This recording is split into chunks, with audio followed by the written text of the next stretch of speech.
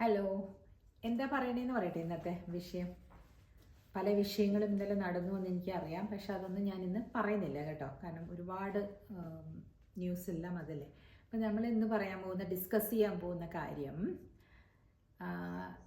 ഈ പെൺകുട്ടികൾ, നിങ്ങൾ ഒരു ഉദാഹരണത്തിനായിട്ട് ഞാനൊരു സിനിമ എടുക്കുകയാണ്. ബാംഗ്ലൂർ ഡേയ്സ് എന്ന് പറഞ്ഞ സിനിമ. ബാംഗ്ലൂർ ഡേയ്സിൽ നസ്രിയയുടെ ക്യാരക്ടർ, പഠിക്കണം എന്ന് കരുതിക്കൊണ്ടിരിക്കുന്ന ആ കുട്ടിക്ക് പഠിത്തം മുഴുമിപ്പിച്ചു. ഏതോ ബികോം കഴിഞ്ഞു, നല്ല റാങ്കൊക്കെ ഉണ്ട്. എന്നിട്ട് അതിനെ പറ്റിയിട്ട് അമ്മയും അച്ഛനും ഒന്നും ബോധേഡല്ല, അതിനെ കെട്ടിച്ചു കൊടുക്കുകയാണ് അല്ലേ. അങ്ങനെ ഒരു സീൻ കണ്ടില്ലേ? ഇതെന്താന്ന് പറയട്ടെ, ഈ കുട്ടി എന്നിട്ട് കല്യാണം കഴിച്ച് ചെന്ന് കഴിഞ്ഞിട്ട് വന്ന പ്രശ്നങ്ങളൊക്കെ നമ്മൾ കണ്ടതാണല്ലോ. അതാ, കല്യാണം ഒരു അൾട്ടിമേറ്റ് ഡെസ്റ്റിനേഷനാക്കി വെക്കരുത്.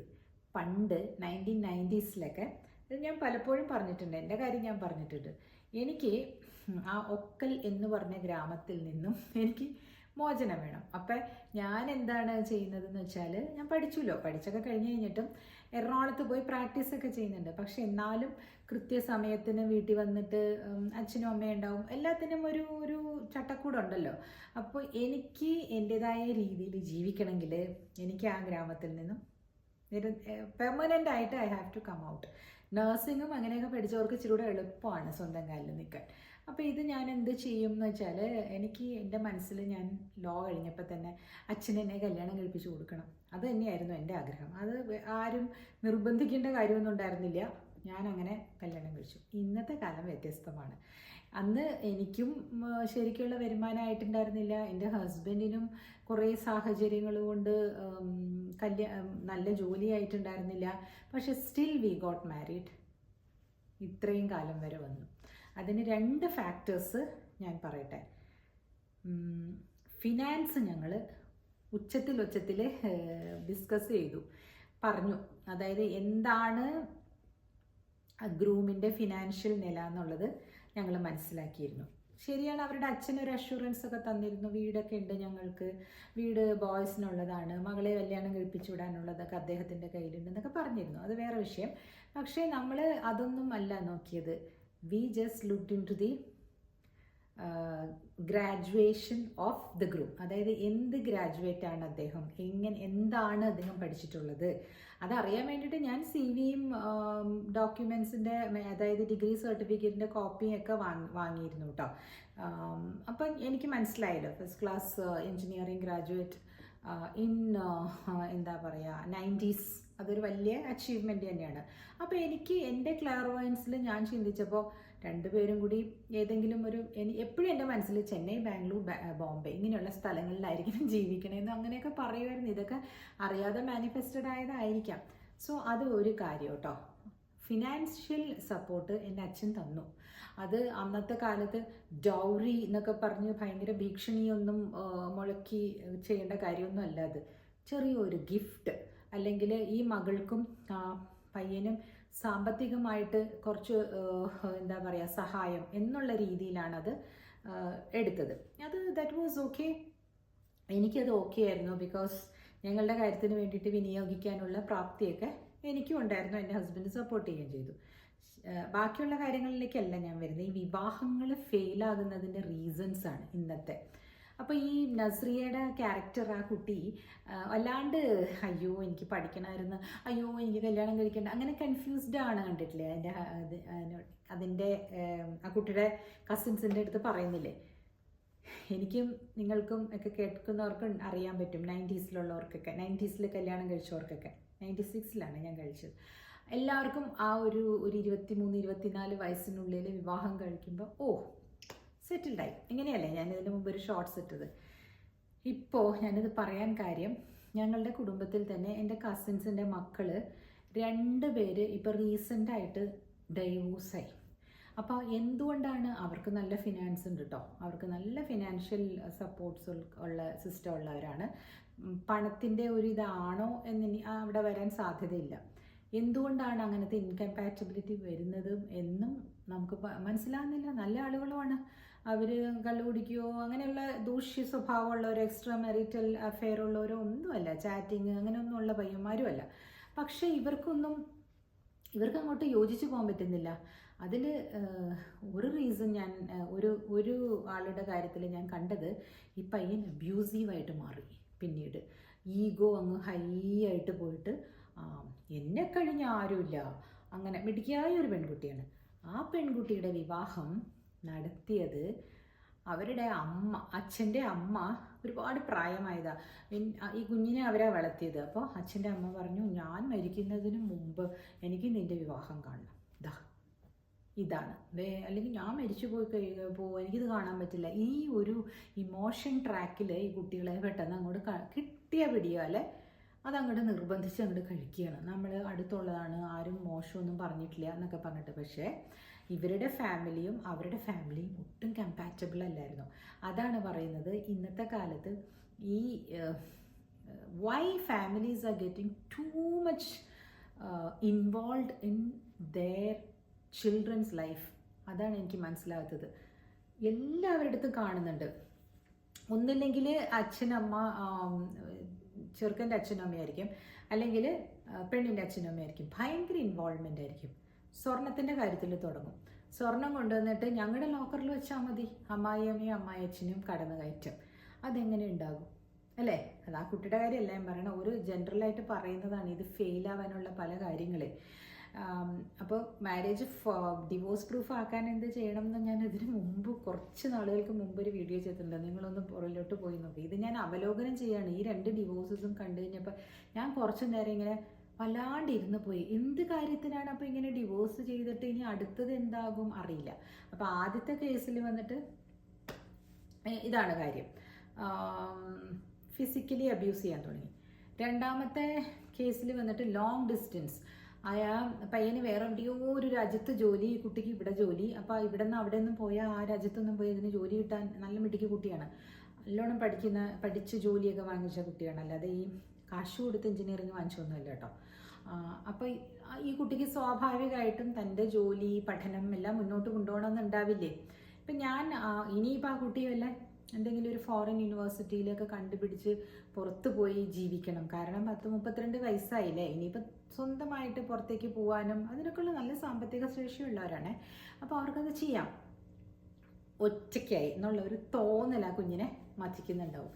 അതിൻ്റെ കാര്യമില്ല. കാരണം ഇങ്ങനെ ലോങ് ഡിസ്റ്റൻസിൽ ഒറ്റയ്ക്ക് തന്നെയാണല്ലോ, കല്യാണം കഴിഞ്ഞ പോലെ അല്ലല്ലോ ജീവിക്കുന്നത്. അപ്പോൾ ഇത്തരത്തിലുള്ള കുറേ കാര്യങ്ങൾ. അപ്പോൾ അവിടെ എന്താ വേണ്ടിയിരുന്നത്, ആ പയ്യന് വേണമെങ്കിൽ ഒന്നിച്ച് താമസിക്കാവുന്ന രീതിയിലുള്ള ജോലി എടുത്താൽ മതിയായിരുന്നു അല്ലേ. കാരണം സാമ്പത്തികം ഇവർക്കുണ്ട്, വലിയ അങ്ങോട്ടും ഇങ്ങോട്ടും അവർ സഹായിക്കുന്ന ഒരു ടൈപ്പുമാണ്. അപ്പോൾ പിന്നെ എന്തിനാണ് അവർ വേണ്ടാന്ന് വെച്ചത് അല്ലേ.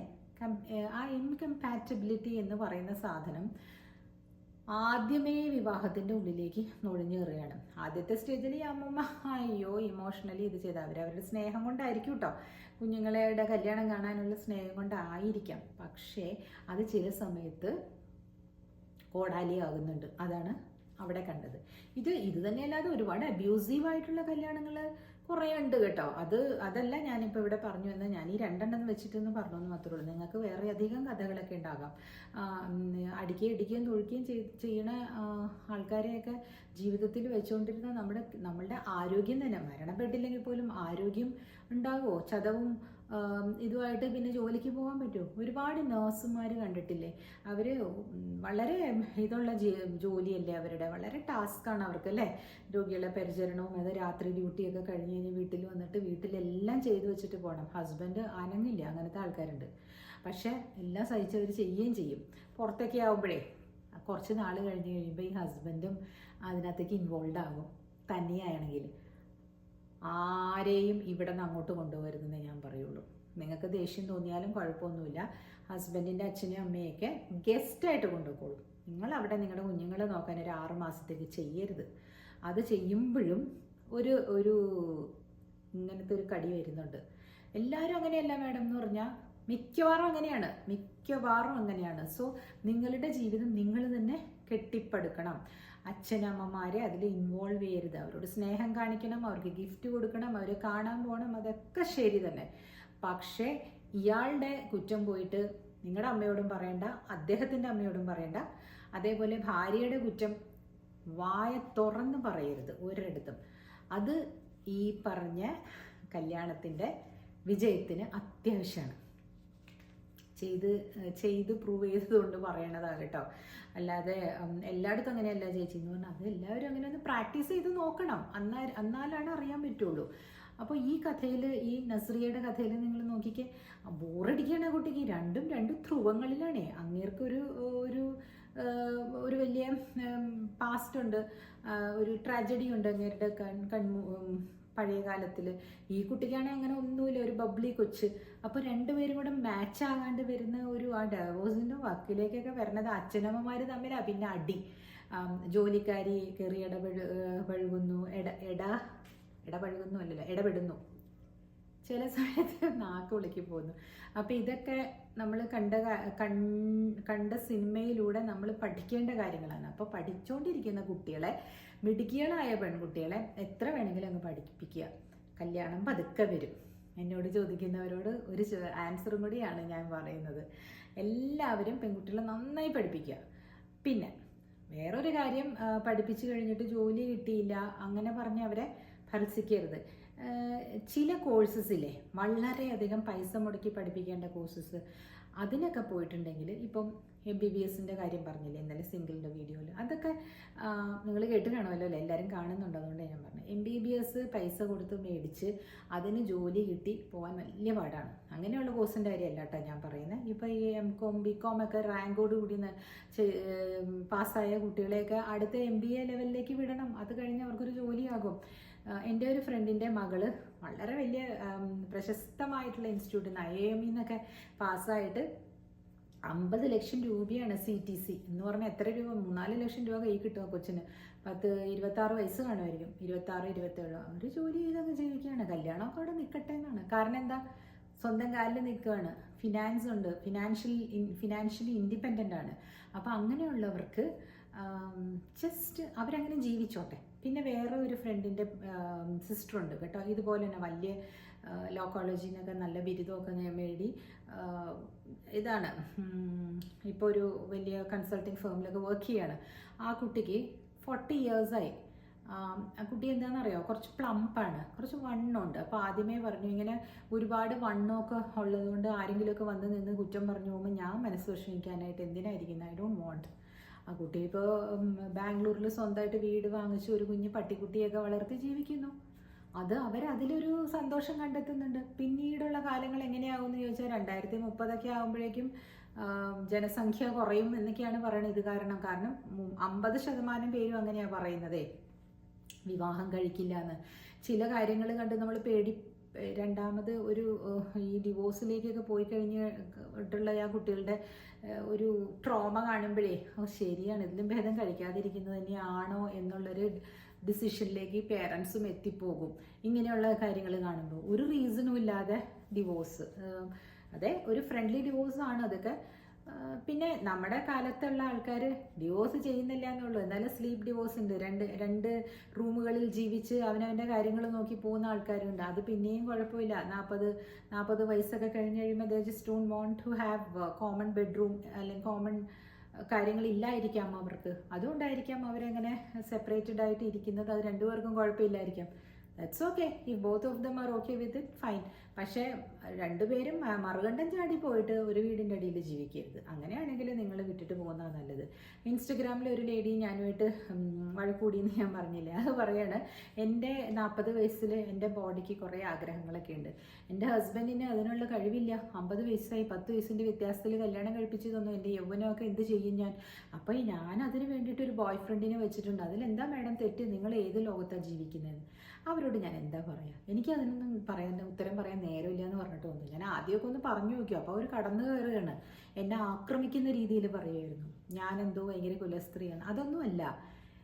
എന്തിനാണ് ഈ ബേർഡൻ? അങ്ങനെയാണെങ്കിൽ നിങ്ങൾ ആ ഭർത്താവിനെ വിട്ടിട്ട് പോയിക്കൂടെ എന്ന് ചോദിച്ചാൽ പറയണം, അയ്യോ അങ്ങേർക്ക് നല്ല ജോലിയുണ്ട്, ഇഷ്ടംപോലെ ശമ്പളമുണ്ട്, നല്ല സ്വന്തം വീടാണ്, ഞങ്ങൾക്ക് 2 മക്കളും ഉണ്ട്, അവരുടെ ഭാവി എന്താകുമെന്ന്. ഇതൊക്കെ നിങ്ങളൊന്ന് കമൻറ്റ് ചെയ്യണേ. ഇങ്ങനത്തെ ചില ആളുകളുണ്ട് കേട്ടോ, ശരിക്കും നടത്തുന്നുണ്ട് ലോകത്ത് ഇങ്ങനെ ഒരു ഡബിൾ ജീവിതം നടത്തുന്നവർ. അത് അവർക്ക് എന്ത് സുഖമാണ്, ആ നൈമിഷിക സുഖത്തിന് വേണ്ടി, ശാരീരിക സുഖത്തിന് വേണ്ടി മാത്രം വെച്ചിരിക്കുന്നു ബോയ് ഫ്രണ്ടിന്. ചെറുപ്പക്കാരൻ, കല്യാണം കഴിക്കാത്ത ആൾ. കുറച്ച് നാൾ കഴിയുമ്പോൾ അയാളെ പാട്ടിന് പോകുമ്പോൾ ഇതിൽ ഇമോഷണലായിട്ടൊരു കണക്ഷൻ വന്നിട്ടുണ്ടെങ്കിൽ അപ്പോഴാണ് നമ്മളന്ന് കണ്ടില്ലേ ഏതോ ഒരു പെണ്ണ് അവിടെ കയറി വെട്ടി തൂങ്ങുമോ ഏതോ ഒരു പയ്യൻ കല്യാണം കഴിക്കാൻ പോവാണെന്ന് പറഞ്ഞപ്പോൾ ഇതൊക്കെ സംഭവിക്കും അല്ലേ. അപ്പോൾ വിവാഹം വേണ്ട എന്ന് വെക്കുകയാണെങ്കിൽ നമ്മളുടെ എന്താ ഒരു ബൗണ്ടറി ഉണ്ട്, നമ്മുടെ സ്പേസ് ഉണ്ട്. ആ സ്പേസ് നമ്മൾ കാത്തു സൂക്ഷിക്കണം. ഫോർ എക്സാമ്പിൾ ഒരു ജോലിക്ക് പോവുകയാണ് ഈ കുട്ടികൾ, കല്യാണം കഴിക്കാത്ത കുട്ടികൾ. അവിടെയുള്ള ചില 40 വയസ്സുകളിലുള്ള ആളുകൾ ഇവർ നോട്ട് വിടാറുണ്ട്. ഞാൻ പലതും എൻ്റെ നേരിട്ട് കണ്ടിട്ടുണ്ട്, ഞാൻ പറഞ്ഞു കൊടുത്തിട്ടുണ്ട്. ഇത് അവർ അതിന് വേണ്ടിയിട്ടല്ല കേട്ടോ, അവരുടെ ഭാര്യയെ കുറ്റം പറയും വന്നിരുന്നിട്ട് പെൺകുട്ടികളോട്. അപ്പോൾ അവർ അയ്യോ സാർ എന്ന് പറഞ്ഞിങ്ങനെ വായം പൊളിച്ച് കേട്ടിരുന്ന വീണു എന്നർത്ഥം. എന്ത് ചെയ്യണമെന്നറിയാവോ? പറഞ്ഞേക്കണം, അയ്യോ നിങ്ങളുടെ ഭാര്യയ്ക്ക് സുഖമില്ലെങ്കിൽ മനഃശാസ്ത്രജ്ഞനെ കാണിക്കൂ കേട്ടോ, അല്ലാതെ എൻ്റെ അടുത്തല്ല പുലമ്പണ്ടേന്ന് മുഖത്ത് നോക്കി പെൺകുട്ടികൾ പറഞ്ഞോളണം. ഇതൊക്കെ ഒരു ട്രാപ്പാണ്. ഞാൻ അതിന് വരുന്നതല്ല സാർ ഇവിടെ, ഞാൻ ജോലിക്ക് വരുന്നത്. അവർ നിങ്ങളുടെ ഇമ്മീഡിയറ്റ് ബോസാണ്. നിങ്ങളുടെ ജീവിതത്തിൽ അത് പ്രശ്നം വരുന്നുണ്ട് എന്നുള്ളതാണെങ്കിൽ നിങ്ങൾ ഉറപ്പായിട്ടും HR-ന് റിപ്പോർട്ട് ചെയ്യാൻ വേണം ഇത്. കാരണം എന്താണെന്നറിയോ? കാരണം നിങ്ങളുടെ ജോലിയുടെ പെർഫോമൻസ് ഗ്രേഡൊക്കെ ഇവരായിരിക്കും ഇടാൻ പോകുന്നത്. അപ്പോൾ അവരതിൽ കൈവെക്കും. സോ ഇതെല്ലാം വളരെ സൂക്ഷിക്കേണ്ടതാണ്. ഇപ്പം അവിവാഹിതരായിട്ട് ഞങ്ങൾ കണ്ടിന്യൂ ചെയ്തോളാം എന്ന് പറയുമ്പോൾ ഇത്തരത്തിലുള്ള കാര്യങ്ങളൊക്കെ വരും. പക്ഷേ ഈ ഡിവോഴ്സ് എന്ന് പറഞ്ഞ സാധനം പെട്ടെന്ന് അങ്ങോട്ട് എടുത്തു വെച്ച് ചെയ്യരുത്. ചെയ്യുകയാണെന്നെങ്കിൽ ഒരുപാട് ആലോചിക്കണം. അത് കഴിഞ്ഞിട്ടുള്ള ട്രോമ കാണുന്നതുകൊണ്ട് ഞാൻ പറയുകയാണ്. ആ ട്രോമയെ പറ്റിയിട്ട് പെട്ടെന്ന് അവർ ആലോചിക്കുന്നുണ്ടാവില്ല. ഇതിൽ നിന്നൊന്നും പുറത്ത് കിടന്ന് അടുത്ത ജീവിതത്തിലേക്ക് പോകണ്ടേ? എത്ര നാളെന്ന് പറഞ്ഞിട്ടാണ് ഇങ്ങനെ വിരസമായിട്ട് ജീവിക്കുക അല്ലേ? അപ്പോൾ ആരെയും കുറ്റപ്പെടുത്താൻ പറ്റില്ല. എല്ലാവരും ചിന്തിച്ച് പതുക്കെ കല്യാണം കഴിച്ചാലും മതി. പക്ഷെ കഴിക്കണം കേട്ടോ. കഴിക്കണം എന്നുള്ളത് ഒരു ചെറിയ ആവശ്യമായിട്ട് എനിക്ക് തോന്നാറുണ്ട്. പക്ഷേ ഈ പിള്ളേരൊക്കെ പറയും എന്തിനാ കഴിച്ചിട്ട് ഇതുപോലെയാണെങ്കിൽ. ശരി, അത് ഞാൻ നിങ്ങളുടെ ചിന്തയ്ക്ക് വിടുന്നു. എൻ്റെ അഭിപ്രായമാണേ ഞാൻ പറഞ്ഞത്. എൻ്റെ അഭിപ്രായത്തിന് വില മതിക്കണമെന്നില്ല. നിങ്ങളുടെ അഭിപ്രായം പറഞ്ഞോളൂ. Okay, see you tomorrow.